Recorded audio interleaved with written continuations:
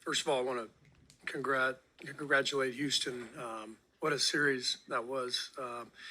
They had a great season. A lot of good things ahead for that team. Ime did an amazing job. And really the whole rebuild over the last couple of years has been so impressive. And we were lucky to get out of this series. But much respect to the Rockets and their staff and their organization. They have a great team and they had a great season. Couldn't be more proud of our guys. That was an incredibly impressive display of resolve, discipline. The defense was fantastic. The ball security, kind of game plan discipline followed to a T, and then multiple guys stepping up. Buddy Hield, I don't know what to say. I mean, that was really incredible watching him light it up in that first half, especially, and then down the stretch as well. But I can't say enough about our guys and what they were able to do in this series and to pull this thing out on the road in Game 7. Pretty impressive.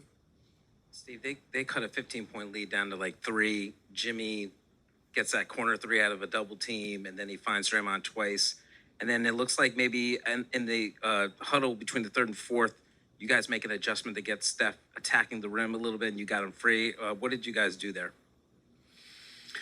Well, it's always matchup based, and so if you can find an advantage with the personnel they have on the floor, then you try to get Steph in pick and roll with a particular player or two, and I think it just kind of played out that way. The way the game was going, they've done a great job of taking away the Steph-Draymond pick and roll all series by putting Fred Van Vleet on Draymond and putting their center on one of our wings, and so that was really a great strategic move for them. And I think in the fourth quarter, because of the matchups, we were able to get Draymond back in the pick and roll with Steph a couple of times. I thought Steph was brilliant tonight. I know he got off to a slow start shooting the ball, but the whole key to the game was taking care of the ball, and he managed the game beautifully. And it's just a matter of time before his shot goes in. But the reason we had the 11-point lead at half or whatever it was, 12, was because of the way Steph took care of the ball, got us into our offense, and settled the game down. Steve, you've been through so much with Steph and Draymond. This was their 6th Game 7 together. What can you say about the tone that Draymond set on Sengun and obviously the way that Steph was able to close it out? Draymond set the tone last night at the team meeting. Basically, he owned up to losing his poise in Game 6, and I agreed with him. I thought the flagrant foul 4 minutes into the game was a tone setter, and he knew it, and so he talked to the group last night and said, "I got to be poised, and I have to be better, and we're going to come in here tomorrow and get it done." And I think his emotional stability tonight, just his poise from the start, I thought it set a great tone. Steve, you said last night that you were considering all options for the lineup. How close? I mean, Buddy didn't play that great the last 2 games. How close were you to not starting him? And what about tonight's game? Did he get more space than he's gotten? Or I never wavered on starting Buddy. The lineup that we started tonight has been by far our best 5-man unit in this series. And so I knew I was going to stay with Buddy. And I like the way that group looks. We knew they were going to play a lot of zone. We finally got better spacing against the zone, and we were able to get some good looks. And, of course, Buddy, getting hot changed the whole game in the first half. Steve, is this the kind of team that does an unusual amount of introspection between games, especially going into a tough game like this, and more talking among themselves? Is this a kind of... Yeah, for sure. I mean, as I said, Draymond really, he's our leader, and when he's right, like he was tonight, he's an incredible player to watch. The defense just kind of owning the court on that side of things. And then just being patient and not turning it over and being in the right spots offensively. So I think the guys understood after game 6. We were scattered. We were out of sorts. I didn't do a good job getting them ready. I think we let our guard down, frankly, in game 6. And so tonight was as good as it gets in terms of focus and the players executing the game plan and just showing resolve for 48 minutes. You mentioned a few times that this was like a difficult series for Draymond offensively because of what they're doing. How much is that mental for him too? When your strategy at that point has to be him to kind of get away from the action, how much do you think that is tough for him to just kind of be out of the fray? Yeah, I mean, like I said, Ime did a great job and his staff of, trying to take Draymond out of things with matchups, with the way they were playing, with zone, and he was definitely flustered, quite a bit throughout the series. And I just thought,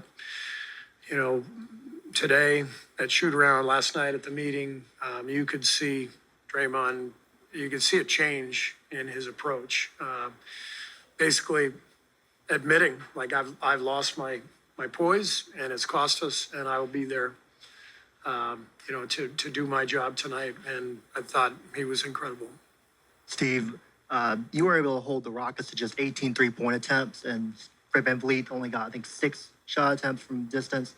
Was there any sort of adjustment when it came to making sure the Rockets didn't go off from 3? Or? Well, the biggest thing we did was we battled for every 50-50 ball. It seemed like they got all of them last game, and there were so many kick-out threes after loose balls, long rebounds.